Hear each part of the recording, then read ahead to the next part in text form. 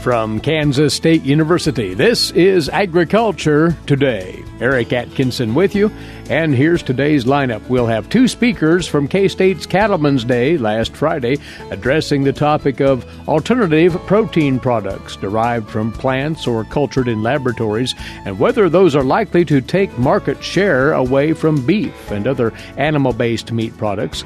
From Performance Food Group, Brad Morgan, and K-State's own Glynn Tonsor taking that up.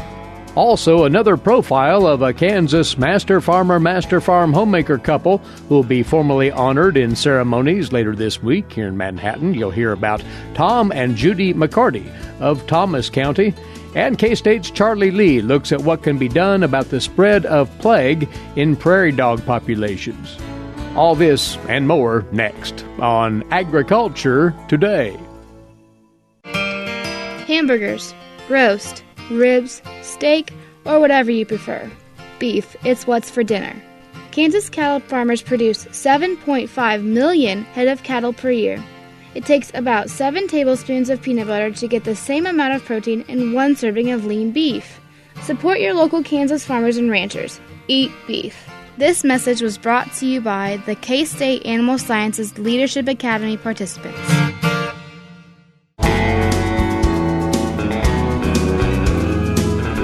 You're listening to Agriculture Today. Welcome once again. Alternative protein products derived from plants or from laboratory culturing processes have caused a sizable stir in the beef cattle sector. These products are often promoted as alternative meat, which in and of itself has generated fierce controversy. But bigger picture, are these products likely to disrupt the global meat market to the detriment of, among others, beef producers? That topic was taken up in the keynote session of Cattlemen's Day here at K-State last Friday. 2 individuals lent their thoughts on this.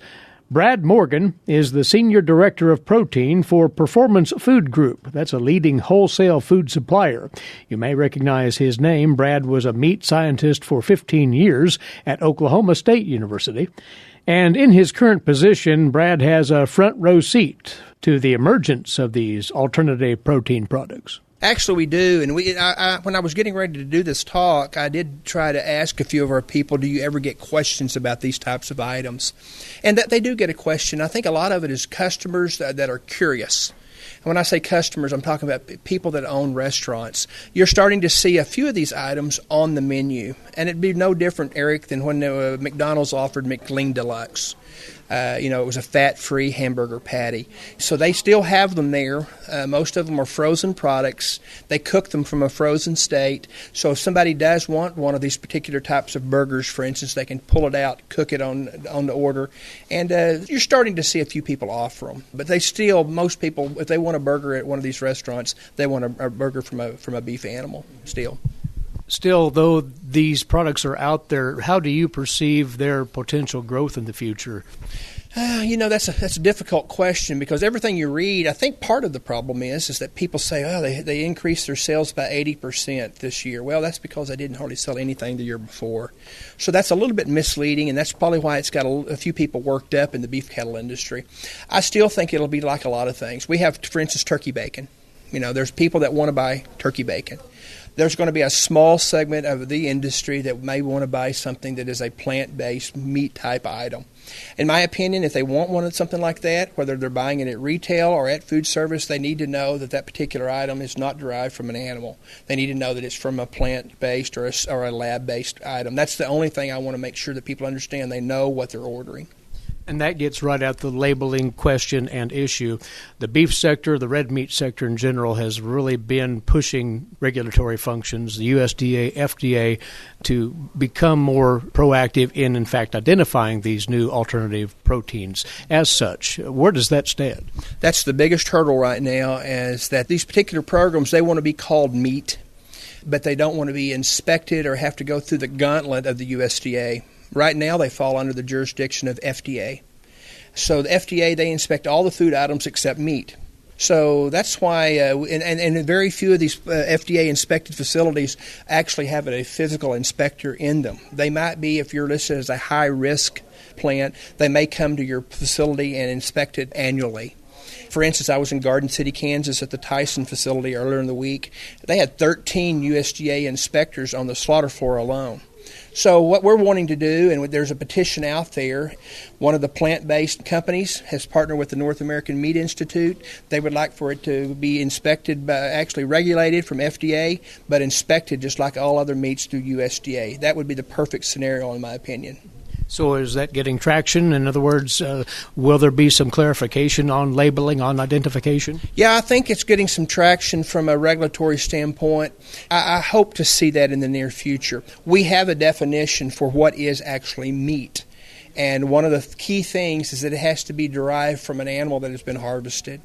Right now, there's a little bit of confusion because people, if they go to a grocery store, they have no idea what they're getting, to be honest with you. That has to be clarified. You're starting to see some of the state governments get involved. I think 6 or 7 states so far have used that definition of meat, and they have said if you're going to sell this in grocery stores in our state, they have to be identified exactly what they are, not just be called meat.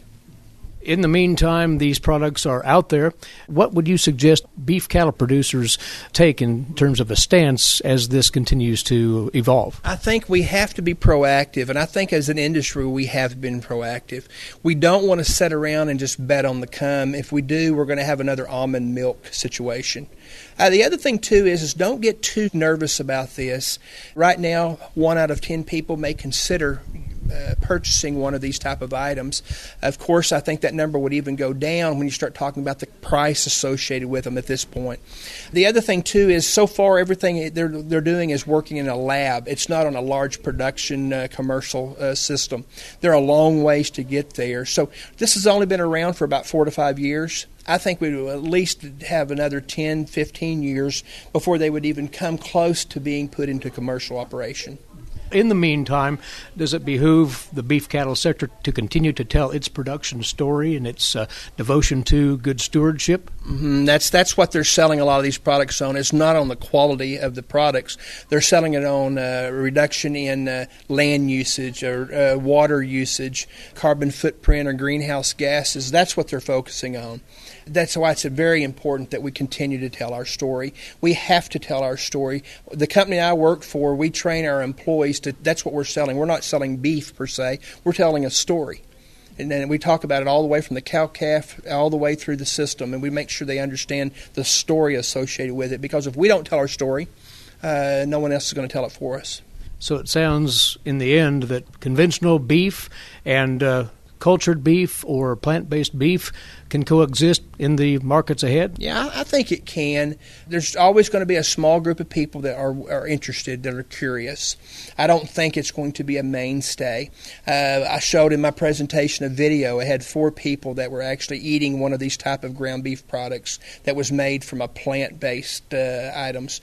And it was sort of funny. One was a butcher. And he says, it was actually not as bad as I thought it was going to be. He goes, it's probably acceptable from a plant standpoint. One of them was a cardiologist, and she says, it's okay. I guess if I was going to order a hamburger at a restaurant, I'd probably prefer one from a real ground beef burger from a beef animal. One of them was a vegan, and she says, I didn't like it at all, and those type of things. So the point is that everybody's going through trying to figure this out. But we don't need to sit on our feet and just wait for this to come. We've got to be telling our story. It's good to hear that, by all appearances, the cattle sector is operating from a position of strength as this unfurls. Yeah, and here's the other thing, too, is that, for instance, there's a company called Memphis Meats. They're one of the more mainstream, middle-of-the-road, not using scare tactics companies out there that are producing these types of items. And Cargill and Tyson both have invested money into that because they want to learn, and more importantly, they want to have a seat at the table and hear these discussions and make sure that they have a definition of what meat actually is. And I think that's smart for our industry to have some of our folks that are traditionally in our industry having a seat at those tables. That's Brad Morgan, Senior Director of Protein for Performance Food Group. Also on the Cattlemen's Day program, K-State's own Glynn Tonsor, livestock economist, whom you hear from frequently right here on this broadcast. In his remarks, Glynn stressed it's early in the game as to whether these alternative proteins will compete directly with conventionally produced beef and other meats. There's more economic questions than answers. We really don't know what type of person and why they buy some of these products. The econ research on that is basically non-existent for all intents and purposes. At the end of the day, we don't really understand how price sensitive those purchases are and whether or not they're being made as a substitute for, I'm going to call it traditional, beef, pork, chicken, turkey, and the like. Those are very important questions. Mm-hmm. So if those products and the future new products are being consumed solely by those that are not currently eating meat, so think vegans at the extreme, then the substitution effects are almost non-existent. If they are by the flexitarians, so it's people that eat meat but a lot less often, now you're starting to talk some substitution effects that we need to monitor. If they are from mainstream meat eaters that currently eat, let's say a traditional meat item 2 or 3 times a day, now the substitution effects become real big. And most importantly, we don't know what I call the cross-price sensitivity. So how a $1 change in beef versus $1 change in the Impossible Burger or whatever, how does that change the purchasing dynamics? We don't know the answers to that. At least I, as an analyst here at K-State, don't. And we need to know that in order to say what the net substitution on U.S. beef will be. The message here seems to be the beef cattle industry just needs to be prepared for alternatives that are out there, may or may not be threatening to the beef sector. Yes, and you need to monitor, and I'm 100% on board with, we need to be aware of, the labeling, what things are called, and there's a lot of discussion there, and I get that. That is important. But I am saying change is always around us, kind of get used to these sources of competition. And I also tried to leave the room with, it may not all be bad. There is a big market in the U.S. for conventional beef, organic beef, natural beef, several other types of live animal-based beef items. I would argue the U.S. market, and by extension the global market, is big enough for all of those. I hold the personal opinion the global market's big enough for those and these new, there's a debate whether it's meat or not, but these alternative proteins as well. The global demand for protein is so large, there's going to be room for all the above. Global protein demand, I think, is going to continue to grow, and recognizing that and position yourself to benefit from it is where I would encourage us to focus our energy. Glynn Tonsor of K-State on the significance of alternative protein products to the beef cattle sector, as expressed at the 2019 Cattlemen's Day last Friday here on the K-State campus. We'll be back with more shortly on this Agriculture Today. What is radon? Home exposure to radon gas is the leading cause of lung cancer death in the United States for non-smokers. In Kansas, 1 in 4 homes will test at or above the EPA action level. The Surgeon General recommends all homes be tested and fixed if necessary. Visit kansasradonprogram.org for more information. Test, fix, save a life. This message brought to you by the Kansas Radon Program, the Kansas Association of Broadcasters, and this station.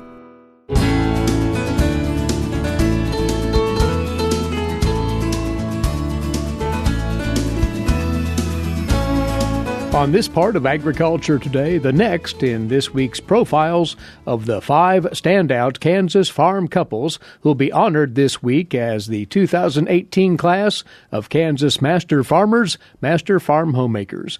Again, this recognition program dates back to the 1920s, with the Cooperative Extension Service at K-State being a lead sponsor from the inception, and currently in partnership with Kansas Farmer Magazine.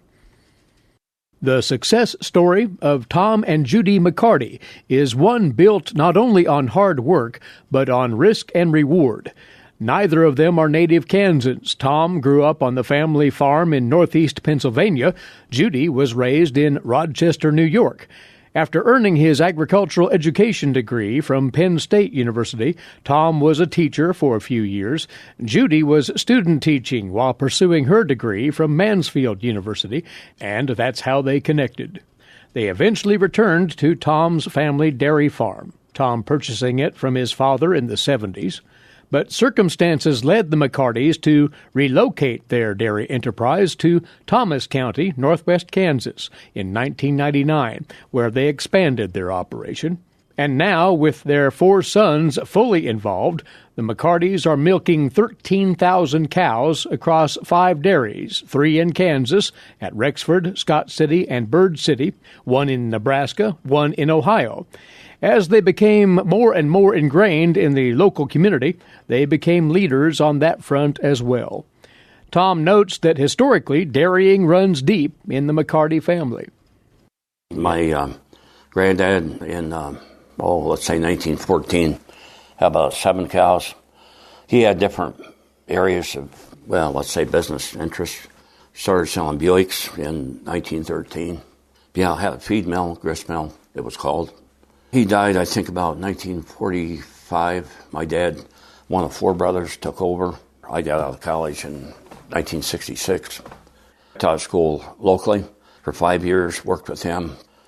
Judy and I built a new setup.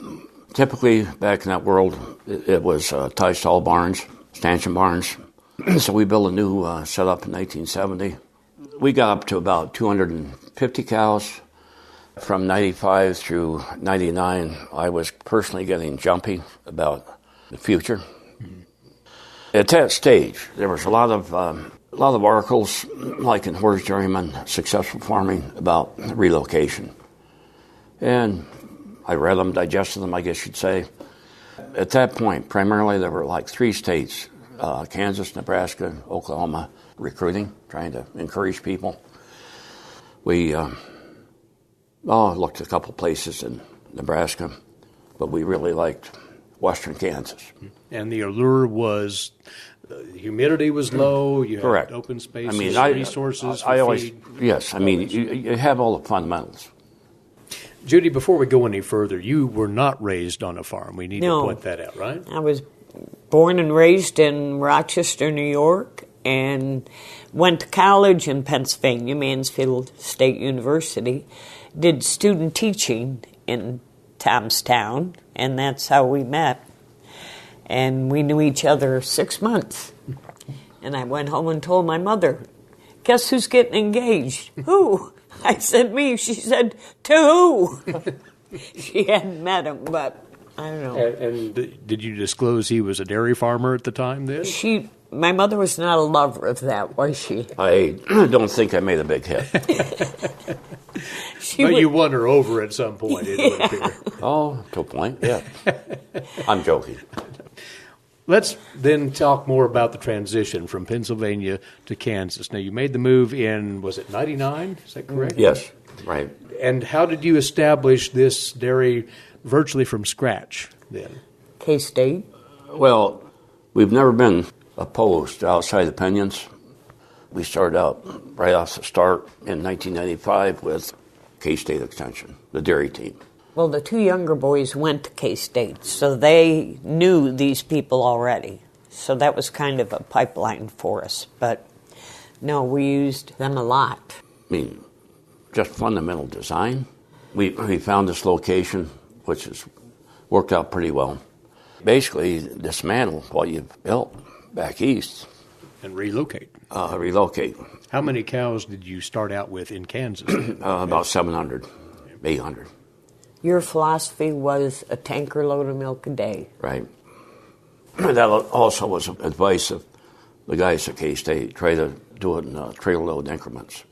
Now we're up to probably 16 tankers a day. Combined. So that was a gradual build-up. Oh, yeah. It was not a sudden jump, obviously. Right. Yeah. So what's the secret to making that work, building an operation up to that magnitude of output? Be patient, be aggressive, don't be afraid to gamble. Well, your saying is, you always tell the boys, when people are looking in the rearview mirror, you should be looking through the windshield. Always. One of the hallmarks of all of your dairies is your commitment to sustainability and an environmentally conscious approach to what you do. Yes. Very important to you. Why so? Well, it's just the right thing to do. I mean, a lot of these things that we do don't really cost that much, but my God, if you can practice those things and it's not just for show.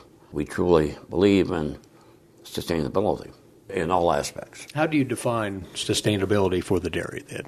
Having a future down the road. I mean, we have to conserve water. That's a major thing. The soil composition, how we take care of that. We cover crop in the winter. Just making it for the next generation or the next generation. Well, water conservation is monumental. Yeah. Enormous in this area. Yes. Obviously. Yes. Yeah. Now, one thing when we built the plant, which we didn't know at the time, we gather 65 to 75,000 gallons of water a day off that plant. And we use it to water cattle some, use it to clean inside that facility itself, and then some goes in the lagoon for irrigation. But we use water probes, which I don't know the exact number, but it has saved us a ton of water. Well, it takes a while, like with the water probes, to become a believer. You're going so far away from, let's say, tradition. Just turn it on, let it run.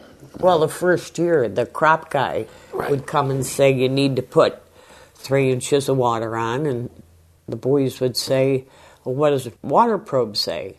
Well, it says you don't need any. Well, we're going to go with water probe. And there was some struggles there, but now the crop guy, has gone along with it too. But it's you're going against the grain of the way things always have been.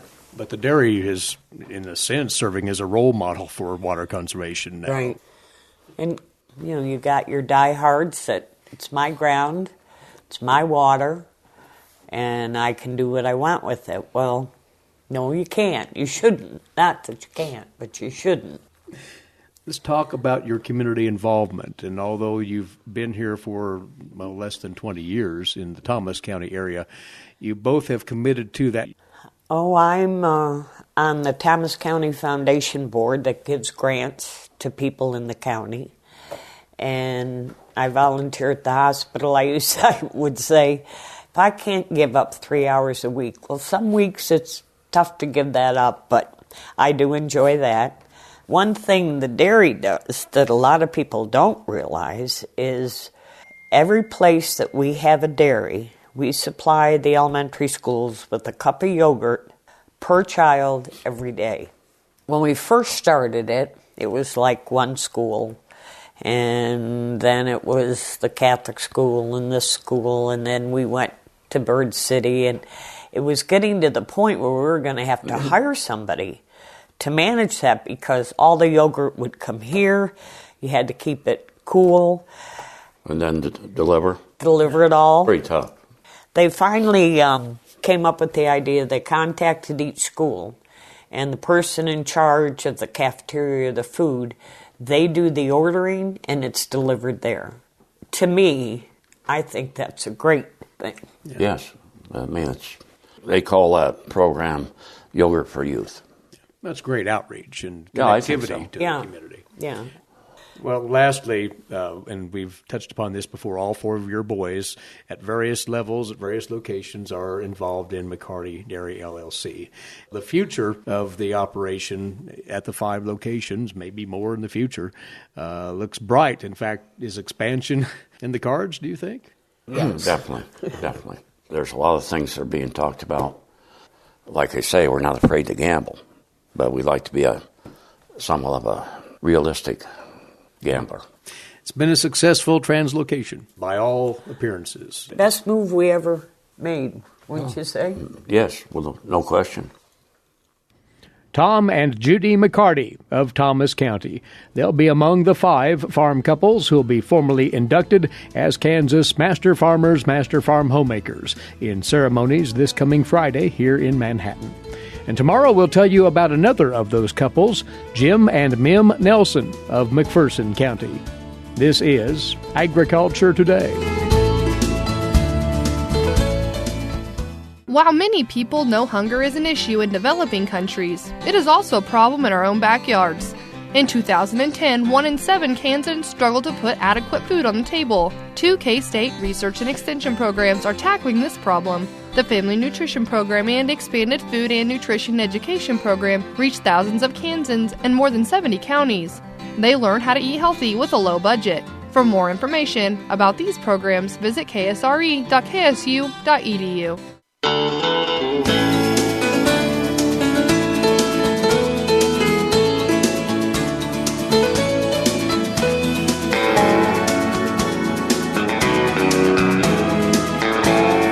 Broadcasting from the campus of Kansas State University, this is Agriculture Today. Eric Atkinson here, and now on to today's agricultural news headlines for you, courtesy in part of DTN. Beginning with the latest Kansas Crop Progress and Condition Report, the USDA has resumed its weekly series this week, and of course limited for this time of the year.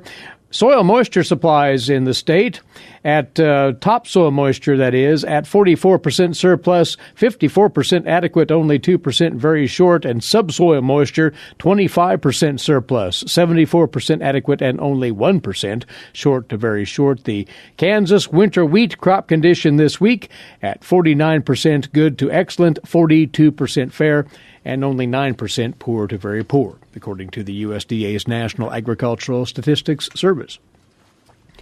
Well, backing out of the Trans-Pacific Partnership, renegotiation of the North American Free Trade Agreement, and the trade battle with China and the resulting retaliatory tariffs against the U.S. All are trade policies that are costing U.S. producers dearly. That's according to an updated Purdue University analysis, which was released yesterday. This study says a U.S. re-entry into the TPP would turn a current agricultural trade loss into a gain. In addition, this study says that backing out of NAFTA and failure to implement the USMCA, its replacement, would lead to an additional $12 billion in annual losses in agricultural export revenues. The Purdue analysis said, quoting it, if the U.S. were to rejoin the TPP, the agreement would significantly benefit U.S. farmers. The loss of $1.4 billion would turn into a gain of $2.9 billion in additional agricultural exports.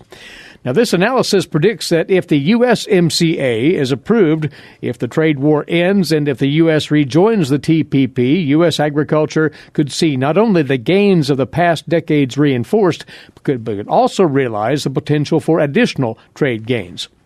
The Purdue economists say if the U.S. joins the TPP agreement with the other 11 countries, U.S. food and agriculture exports would increase by about $2.9 billion annually. Now, the retaliatory tariffs implemented by Canada and Mexico after the U.S. imposed 25% and 10% tariffs on steel and aluminum imports erased any U.S. gains expected from the USMCA, according to these analyses.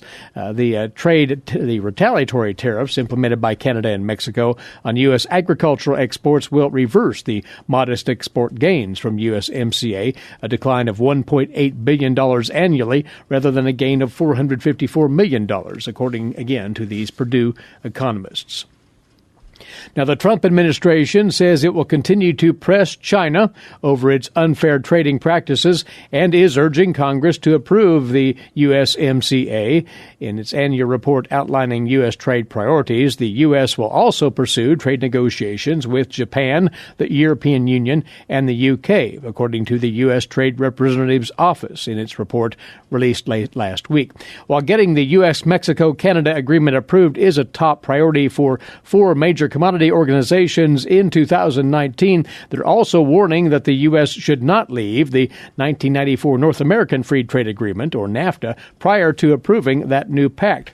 The National Corn Growers Association, American Soybean Association, National Association of Wheat Growers, and National Sorghum Producers weighed in on NAFTA and USMCA last Friday during the 2019 Commodity Classic Conference. Their warning on NAFTA underscores concerns as the newly negotiated accord faces congressional approval. The president has suggested he may use NAFTA withdrawal to pressure Congress into approving the USMCA, a tactic even many lawmakers who back the updated deal have advised against. You're listening to Agriculture Today, and now on to the weekly feature for dairy producers called Milk Lines. Standing by with that K-State dairy specialist, Mike Brook. Mike? Today I'd like to visit with our Kansas dairy producers concerning their calves and ventilation in the barns. As winter drags on, we're probably finding a lot of coughing on many of our dairy farms, and especially in the calf area. Well, why is that? Many times what happens is we tend to close up the buildings trying to keep the cold out and trying to keep the calves warm. This creates tight corners or areas where we do not have very much fresh air. As a result of this, we tend to find a buildup of certain gases that actually can irritate the calf's lungs. Once this happens, then we have a situation where bacteria can take hold, or even viruses, and cause the calf to develop a respiratory issue. Thus, we may have issues with survivability as well as increased cost in terms of treating the animals to try to help them get over the challenge that they face. Another thing that tends to happen is we have a buildup of moisture, so we have wet bedding in those areas as well. This can lead to the spread of diarrhea and other digestive issues as well to the calves, again, complicating the problem. So, what are some things that you can do on your farms to help avoid these sorts of things? Really, it probably comes down to three very important things. Number one, clean bedding. Number two, a very high plane of nutrition. I know expenses are a concern for us on dairy farms today because of the situation with milk margin. However, reducing the cost of what you're investing in the future of your dairy, in your calves, is not the place to cut corners. Making sure that these animals are on a high plane of nutrition will actually increase the effectiveness of their own immune systems and also decrease the chances that they might be impacted by either respiratory or diarrhea issues. And then thirdly, we need to make sure we provide plenty of fresh air. Again, we don't want to draft on the animal, but we do want fresh air into that area so we do not have a buildup of these gases like ammonia that can lead to additional respiratory problems.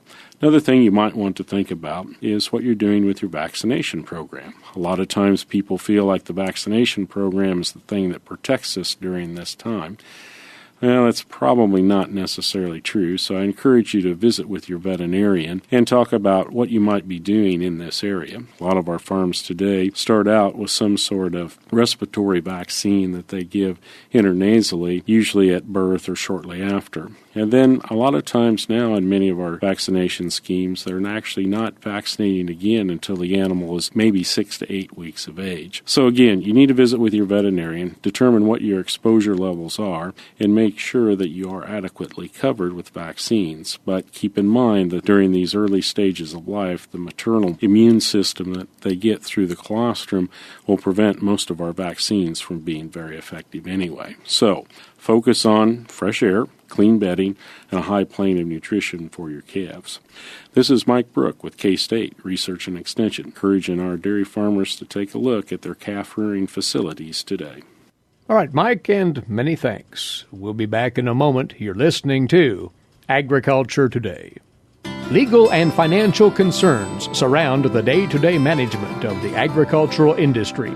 Producers, ag creditors, and USDA agencies rely on Kansas Agricultural Mediation Services.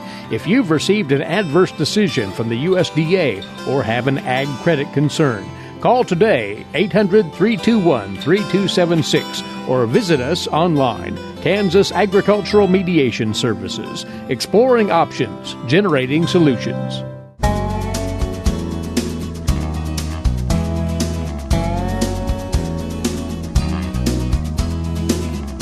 We're back now on Agriculture Today. Time set aside once again for a look at another aspect of wildlife management. Charlie Lee, aboard once more, wildlife specialist, K-State Research and Extension.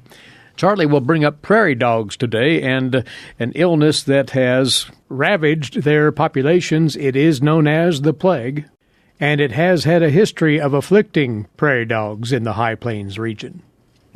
Sylvatic plague is a plague of rodents that's been around in the United States since early 1900s. It periodically results in outbreaks in prairie dogs, squirrels, small rodents, and occasionally spills over to human populations. As you may remember, plague has been the cause of massive human deaths over time. Over 30% of the world's population was estimated to die in the 14th century because of Black Death, which was plague, a disease that has remnants and still persists across the world in some form or the other. But presently, as it pertains to black-tailed prairie dogs, when plague gets into a prairie dog colony, it can result in more than 90% mortality during those outbreaks. when we decimate prairie dog population, we also have devastating effects on species like black-footed ferrets, which depend on prairie dogs for prey.